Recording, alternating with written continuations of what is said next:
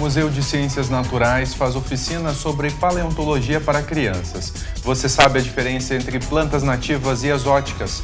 Os impactos da gravidez na adolescência e ainda conheça o Núcleo de Assessoria em Educação e Saúde.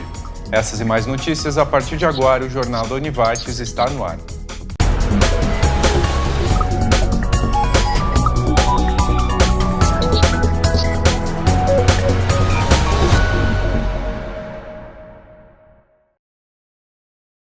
Boa noite. Pouco mais de 200 pessoas da região passaram pela sede da Câmara de Vereadores de Lajeado nesta sexta-feira para buscar uma vaga no mercado de trabalho. Elas participaram do mutirão do Cine através do Empregar RS, que começou às 8 da manhã e foi até o meio-dia. No Vale do Taquari, Arroio do Meio, Encantado, Estrela e Taquari também organizaram o mutirão. Em Lajeado foram oferecidas 57 vagas, na maioria de auxiliar de produção em 7 empresas. Durante o mês de outubro, o Museu de Ciências Naturais da Univates realiza atividades em alusão ao Dia da Criança. Este ano, as oficinas são sobre paleontologia. Ao todo, cerca de 400 estudantes de escolas da região vão participar. Entre as oficinas, Conhecendo Fósseis do Brasil, oportunidade para os estudantes aprenderem algo além do conteúdo em sala de aula. A principal função dos fósseis, o porquê que eles existem, a importância deles. E aqui no Brasil a gente tem a Bacia do Araripe, que é uma mina de ouro de fósseis, que a maioria das pessoas não conhece. Então, quando a gente traz para os alunos, eles envolvem essa informação que vai para a família, que vai para outras pessoas. Então, é uma forma de trazer coisas do Brasil e com ensino sobre os fósseis. Todas as oficinas são de graça. A escolha pelo tema foi importante para atrair os estudantes. Dentro do museu a gente tem vários setores e um dos setores de pesquisa é o setor de paleontologia, né? Então a gente tenta mostrar um pouquinho dessas informações, mas a gente também escolheu esse assunto pelo interesse dos alunos, dos visitantes que visitam a exposição e as atividades aqui no museu, porque a questão dinossauros, né, chama muita atenção. As oficinas são ministradas pelos bolsistas de iniciação científica da Univates, oportunidade para colocar em prática o que aprenderam na graduação. A gente tem que estudar bastante para trazer essa informação, tentar não falar nada errado, porque essa informação vai além daqui, e é muito interessante, a gente fica com muita vontade de ensinar e futuramente eu pretendo continuar nessa área, então é bem legal. Muitas vezes o aluno da escola não tem acesso a essa informação mais científica, né? Porque às vezes a mídia não mostra toda a informação científica, né? E tem toda uma questão dos filmes que aparecem, então é bastante ficção e a nossa função aqui dentro do museu é mostrar o lado mais científico. A tarde de amanhã terá uma atração divertida para os pequenos no Jardim Botânico. A partir das 4 da tarde ocorre a Hora do Conto, onde o escritor Márcio Cai e seu filho contam a história O Quero Quero, Não Quer Estudar. O evento também contará com venda de livros infantis. Quem for assistir à história pode levar a cadeira e a almofada. Se chover, a atividade vai ser no auditório do Jardim Botânico. Os 37 estudantes que cursam o ensino superior em outros municípios e que estão cadastrados no programa Passe Livre em Lajeado devem apresentar até terça-feira atestados de frequência do primeiro semestre e de matrícula do segundo semestre na Secretaria de Educação. A apresentação é obrigatória para renovar o benefício.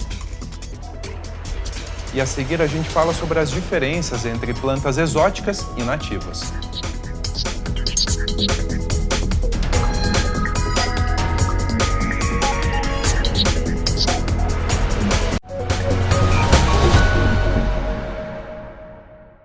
A licitação para a instalação das academias ao ar livre em Lajeado já tem empresa vencedora e os equipamentos devem começar a ser instalados ainda em outubro.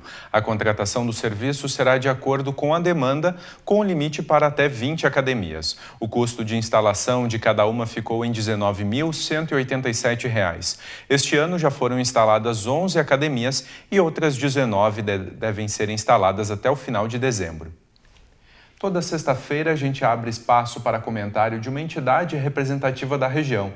Hoje, Alex Arenhar, diretor jurídico da Associação Comercial e Industrial de Lajeado, ACIL, fala sobre crise econômica. Boa noite, Alex. Boa noite. Assunto que não sai da pauta do noticiário nacional diário é a crise política e econômica que afeta o Brasil. Do ponto de vista econômico, a grande maioria dos trabalhadores e empresários brasileiros já sentem na pele os efeitos da crise. Há uma redução gradativa do consumo, aumento substancial da taxa de desemprego e a capacidade de produção da indústria alcançou 77,9% em agosto, segundo dados da CNI. É a maior ociosidade registrada desde 2003, quando esse indicador foi criado. Afora isso, a inflação está acima da meta, o câmbio oscilando de forma desenfreada e ontem mesmo, dia 15, o Brasil teve sua nota de crédito rebaixada por mais uma agência de classificação de risco. Diante desse cenário nebuloso, que por si só é suficiente para gerar inúmeras incertezas, há ainda uma crise política instaurada que está deixando o governo de mãos atadas. De um lado, o Congresso Nacional aprovou, de forma irresponsável, uma série de projetos que aumentam demasiadamente os gastos públicos, forçando o Executivo a vetá-los. Para assegurar o veto, o governo está literalmente rifando cargos em todos os seus escalões. Há ainda uma decisão proferida semana passada pelo Tribunal de Contas da União, que recomendou ao Congresso Nacional a reprovação das contas da presidente relativamente ao ano de 2014. A situação também não anda nada bem junto ao TSE, que autorizou o processamento de uma representação promovida pelo PSDB contra as contas da campanha da presidente Dilma, sob a alegação de que o seu caixa foi abastecido com recursos ilícitos provenientes do Petrolão. É claro que este ainda é um dos menores dos problemas, tendo em vista que esse processo está apenas na fase inicial. Entretanto, e este sim é um problema pontual e iminente, a Operação Lava Jato, que está gradativamente escalando a pirâmide do poder, deixando o clima em Brasília cada vez mais tenso. Como se vê, a situação é extremamente delicada e a presidente Dilma Rousseff não tem dado sinais de que possui habilidade para gerenciar essa crise. O que falta para o Brasil é confiança, é credibilidade. E o que foi até agora anunciado e colocado em prática é muito pouco, para não dizer quase nada. Enfim, é preciso que o governante que esteja à frente desse país assuma o seu papel e dê o rumo que nós precisamos. Que apresente projetos concretos e ações sólidas para que possamos, a médio e longo prazo, voltar a pensar em crescimento econômico. Estamos na expectativa. Muito obrigado. Obrigado, Alex. Você sabe qual a diferença entre plantas nativas e exóticas? E ainda conhece os prejuízos que a modificação da vegetação pode trazer para o ecossistema? Pois é, mudar o jardim e introduzir plantas exóticas ao ambiente parece algo muito simples, mas pode modificar de forma drástica todo o ambiente. Nossa equipe foi até o Jardim Botânico de Lajeado para mostrar como isso acontece.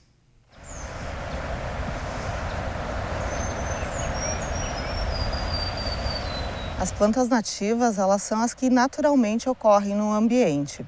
E plantas exóticas são todas aquelas que foram introduzidas pela ação do homem. Plantas exóticas, como foram introduzidas só elas, sem os seus animais que se alimentam delas, elas crescem de uma forma muito maior, né? Ficam maiores, crescem em maior quantidade do que as próprias nativas, porque não há ninguém concorrendo com elas. E aí elas acabam roubando espaço, acabam roubando iluminação, né? Provocando sombra para as próprias nativas. As principais exóticas que são introduzidas aqui na nossa região são as plantações de pinos, de acácia, de eucalipto, e uma que não é plantada, mas que se prolifera em grande quantidade e hoje é a que mais causa problemas ambientais, que é a uva do Japão. Aqui nós temos um exemplar de um pinus, que é exótico, né? Não ocorre aqui, e ele não tem uma dispersão tão agressiva quanto a uva do Japão, mas ele larga esses folíolos, né? Esses folíolos que vão caindo aqui secos no chão, e onde ele vai largando esses folíolos, ele também libera as resinas, né, desses folíolos, e aí outras espécies têm mais dificuldade de nascer embaixo dessas árvores. Mas ele ainda consegue, como a gente está vendo aqui, ocupar um ambiente junto com outras espécies. Embora essa resina mate muitas mudas, né, de outras espécies. Hoje é um dia bastante úmido, mas ao redor do eucalipto já está seco, porque a água penetra mais facilmente. E aí dizem, né, que o eucalipto consome muita água. Não é que ele consuma mais do que outras espécies, mas é que por causa da sua raiz pivotante, a água entra e deixa mais seca a superfície. Então, também tem um problema ambiental envolvido com grandes áreas com eucalipto, né, muitos chamam de deserto verde. Mas é uma árvore importante, é importante plantá-la, porque a gente precisa também da madeira dela, né, para fazer celulose, para fazer papel, para fazer outras tantas coisas que a gente precisa e não vai utilizar outras espécies. Mas o grande problema de qualquer espécie exótica é o seu plantio em grandes áreas, diminuindo assim a diversidade e assim competindo com as espécies nativas que não vão conseguir mais se desenvolver como se desenvolveriam naturalmente. Nós estamos aqui à frente de um gerivá. O gerivá é uma das palmeiras, dos coqueiros que são nativos da nossa região. E aqui nós estamos vendo os frutos, né, os coquinhos do gerivá, que são muito consumidos pelos animais aqui da floresta. Aqui nós temos um exemplo de uma outra espécie nativa. Essa aqui é a Piper gaudicans, uma piperácea, uma pimenteira, que serve muito de alimento para morcegos. Os morcegos vêm, se agarram aqui no fruto, né, e vão dispersando as sementes ao longo do caminho por onde eles passam. E a gente está vendo aqui várias espécies, o que indica que os morcegos estão se alimentando dessa piperácea. Então é um exemplo de interação entre animais e plantas nativas. Próximo ao arroio, que passa no meio do Jardim Botânico, e ao redor dele nós temos muitas espécies que são nativas, que são típicas daqui. A gente percebe que todas elas estão mais ou menos na mesma altura, todas elas têm mais ou menos o mesmo tamanho, porque elas estão se desenvolvendo em harmonia. Não há nenhuma espécie que está se proliferando mais do que outra ou que está se destacando mais do que outra. Essa é a característica da nossa floresta, que se chama floresta estacional decidual. Amanhã o sol aparece com nebulosidade variável no vale. Nos períodos nublados ainda pode ocorrer alguma chuva fraca e isolada. Um ar mais frio ingressa no estado nesse sábado e deve deixar as temperaturas mais baixas. No domingo o sol volta a predominar na região, mas faz frio no começo e no final do dia. Veja as temperaturas então para o final de semana. Nós já voltamos.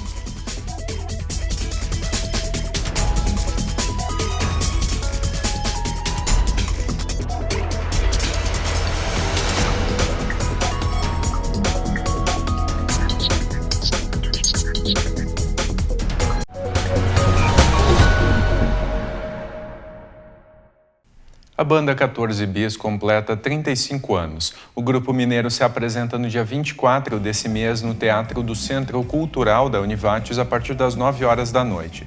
Com 1h20 de show, os clássicos da carreira e alguns outros sucessos da música nacional e internacional como Beatles e Renato Russo podem ser conferidos pela plateia. Os ingressos custam R$ 100 para plateias alta e baixa e R$ 80 para o mezanino. A Univates promove domingo a primeira edição do Festival Barulhinho Bom. Foram escolhidas por votação popular 5 bandas que se apresentam a partir das 3 da tarde no Centro Cultural.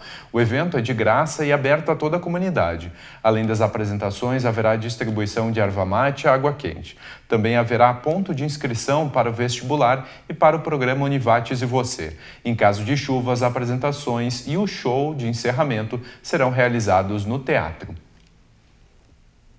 A adolescência é um momento de muitas dúvidas, mas às vezes essa fase precisa ser dividida com outras realidades. É isso que a gente confere na reportagem da UXTV, uma parceira da Rede Prosa. Adolescência, fase de transição. Não é mais criança, mas também ainda não é adulto. Dá pra dizer que é uma fase complicada. É complicada, a gente não sabe tudo. E a gente passa por ela. Que é onde que a gente tá se descobrindo, quem que a gente vai ser e tudo mais. Eu acho que tu entrando na adolescência, tu acha que tu pode tudo. Tu pode fazer o que tu bem entender, e eu acho que não é por aí. A gente tá com muita informação de personalidades diferentes e acaba tentando encontrar a nossa personalidade. É um momento dele poder estar definindo ou iniciando a sua identidade, até porque identidade a gente vai construindo a vida inteira, né? Mas é o início dessa desvinculação direta dos pais, e aí vai ter momentos de embate ou de discussão ou de querer se posicionar, mas isso não precisa ser complicado. Depende como os pais adultos, teoricamente, aqueles mais maduros, é só teórico, né? Porque às vezes os pais são menos maduros, conseguem lidar com essa situação. E quando essa fase de conflito se divide com a nova responsabilidade de ser mãe, a Adriele, de 15 anos de idade, sabe bem o que é isso. Há 3 meses descobriu uma gravidez. Hoje, ela, a gravidez, é responsável pelo amadurecimento da adolescente. Antes eu pensava mais em outras coisas, tipo, o que eu ia fazer da vida, né? Não pensava muito assim em filho e tal. Agora eu já fico pensando como vai ser depois, por exemplo, com ele, o que eu vou ensinar, o que eu vou fazer pra ele, como é que vai ser, cuidando dele, sabe? Minha casa, as coisas. Agora eu penso mais como adulta, vamos dizer, né? Eu já penso mais na mãe, na avó, no que eu tinha antes, o que eu deixei pra trás, o que eu vou ter que ensinar pra ele também. No primeiro momento a gente leva um choque, né? Porque quando ela resolveu ter um compromisso com a esposa dela, eu pedi pra ela não engravidar tão cedo, porque ela pra mim é o bebê, né? Continua, eu olho pra ela, eu disse um bebê com outro bebê na barriga, né? Mas eu aceitei de coração, porque assim, eu adotei ela e o bebê agora. Então assim, estou em casa, pra mim eu não estou tranquila. Tipo, qualquer telefone que toca é a filha que, quem sabe, tá precisando de mim por causa da gravidez, né? Ser pai, a maternidade e a paternidade são tarefas do adulto jovem e não do adolescente. Então, para ele cumprir essa tarefa do adulto jovem, de alguma maneira que está presente, né? Existe uma gravidez, de alguma maneira ele vai ter que postergar algumas coisas da adolescência e vai ficar para trás. E um dia isso volta a gritar, né? Precisando de um espaço. Porque é muito difícil tu cumprir o papel de mãe ou de pai, adolescente, sem ter uma referência em ti mesmo de quem tu é, quais são teus objetivos. Não é que não vai conseguir criar, vai. Dá para criar muito bem de qualquer forma. Agora, fazer com que essa criança se constitua sujeito, se torne um indivíduo de bem e bem consigo, vai ser mais complicado para esse adolescente. Em Caxias do Sul, no Rio Grande do Sul, cerca de 30% das gestações são na adolescência, totalizando uma média de 1.500 adolescentes ao ano. Segundo a Secretaria da Saúde do município, desse total, aproximadamente 100 são menores de 15 anos de idade. Lidar com a fase turbulenta da adolescência e com a situação de uma gestação precoce é algo que precisa de apoio. As sobreposições de momentos, momento ser mãe, momento ser adolescente. Isso, às vezes, se não há um cuidado, um apoio da família, pode criar bastante problema. Desde o abandono escolar, desde a criança não receber um cuidado adequado, que a menina às vezes não está ainda preparada para cuidar de outra criança. Então, tudo isso a gente tem que nos preocupar, até no sentido de reduzir mortalidade infantil e complicações que a gente pode vir a ter. Os adolescentes não devem também perder de vista assim, os planos para a vida. Só lembrando que tem mais um na bagagem agora, né? Que nem é uma escada, né? Eu já pulei os degraus da escada, como se fosse. Agora tudo mudou. Passou a ser mais sério, né?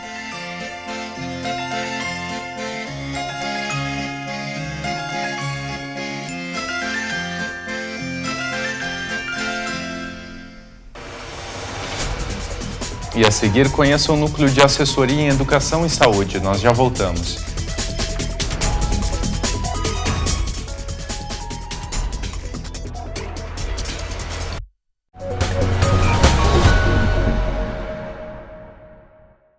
O Dia Nacional de Combate à Sífilis é amanhã, mas o Serviço de Atendimento Especializado, SAI de Lajeado, fez testes rápidos de graça para a comunidade nesta sexta-feira. A ação ocorreu em conjunto com o Hospital Bruno Bor, das 8h30 da manhã ao meio-dia. Dezenas de pessoas procuraram o serviço. Agora você vai conhecer o NASCES, um núcleo de assessoria e consultoria em saúde, o local de atendimento especializado e interdisciplinar. O NASCES, Núcleo de Assessoria e Consultoria em Educação e Saúde, surgiu há pouco mais de 2 anos para atender demandas relacionadas à educação em saúde. Nós temos uma grande demanda na área da educação, por exemplo, crianças com dificuldades escolares, transtornos globais do desenvolvimento e muitas situações que hoje aparecem dentro das escolas que os professores têm dificuldades para lidar com elas, porque elas são complexas, não que eles não tenham capacidade para isso, mas às vezes falta tempo, né? Falta um incentivo, inclusive financeiro, para as capacitações, para as formações. Enfim, nós temos uma série de dificuldades ligadas ao campo educacional. O núcleo busca atender essa demanda, que por um lado é clínica em relação às necessidades de crianças e adolescentes, mas que também é de formação. Então, constituímos uma equipe multiprofissional, interdisciplinar, com profissionais capacitados, com experiência, tanto clínica quanto na área, por exemplo, educacional mais ampla, assim, que pudéssemos trabalhar com gestores na educação, com orientadores educacionais, então um foco mais amplo, né? Não só clínico, mas institucional. Nós chamamos isso de um projeto clínico-institucional. Os terapeutas do NASCES trabalham de forma independente, cada um na sua especialidade. Por exemplo, a minha área é uma área cognitivo-comportamental. Eu sou, na região, uma das poucas terapeutas que tem uma formação em terapia do esquema, que é um conceito super novo dentro da terapia cognitiva, que trabalha melhor, por exemplo, casos de ansiedade, de transtornos mais da vida moderna, né? Esses transtornos da atualidade que a gente chama. O NASCES ainda conta com atendimentos interdisciplinares, onde diversos profissionais estão envolvidos no atendimento de um determinado paciente. A ideia do SANCA é o seguinte, assim, quando vem alguma demanda de alguma criança, de algum adulto, de algum adolescente, vai ser feita uma triagem, né? Então vai passar por uma assistente social e ela vai encaminhar ao profissional que realmente, aonde aquela pessoa, aquela criança, adolescente precisa do primeiro atendimento. E assim vai ser sucessivamente passando para outros, né? A ideia é um trabalho em grupo, com vários profissionais, cada um atendendo na sua área, e realmente que esse trabalho seja um trabalho em grupo, seja discutido pelo grupo, onde cada um, dentro do seu conhecimento, né, consiga fazer com que aquela criança, aquele paciente, enfim, tenha uma melhora super significativa. A proposta do NASCES é realmente ser um núcleo de atendimento amplo, né, onde várias pessoas possam se sentir acolhidas e atendidas dentro da sua demanda. E a edição de hoje fica por aqui. Amanhã, na edição de sábado, você confere as principais matérias da semana. Tenha uma boa noite e um ótimo final de semana.